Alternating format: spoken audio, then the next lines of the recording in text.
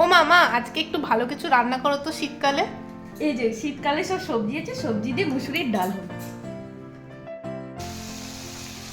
কি কি সবজি দিয়েছো এর মধ্যে? পেঁপে, আলু, গাজর, সোয়াবিন আর পুঁই শাক। সবজিগুলো হালকা ফ্রাই হয়ে গেছে, ওটা লবণ আর হলুদ দেওয়া হলো। সবজিগুলো লাল লাল করে ভাজা হয়ে গেছে, এবারে মুসুরির ডালটা কড়ার মধ্যে দিয়ে দেবো।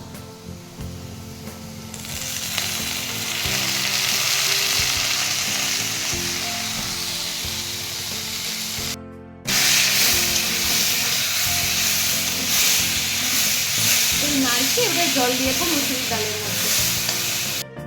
ডালটা বেশি ভাজা যাবে না, শুকনো হয়ে গেলে সেদ্ধ হবে না। জল দিচ্ছি, সেদ্ধ হয়ে গেলে গোটা জিরে, শুকনো লঙ্কা, পেঁয়াজ ফোড়ন দিয়ে নামিয়ে দেব। এবার ঢাকা দিয়ে দিচ্ছি সেদ্ধ করার জন্য। মসুর ডালটা দেখো ভালো করে সিদ্ধ হয়ে গেছে, এবারে এটা সাঁতো বানাবো। কড়াটা গরম হয়ে গেছে, এবার তেল দিচ্ছি।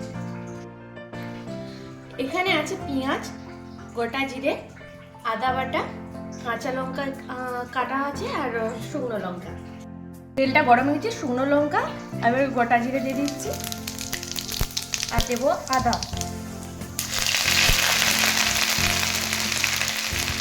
একটু নাড়াচাড়া করে এবারে দেবো পেঁয়াজ।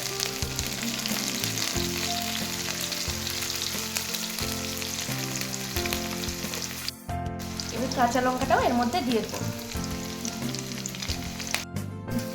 পেঁয়াজগুলো ভাজা গেছে, এবারে মুসুরির ডালটা এর মধ্যে ঢেলে দেবো।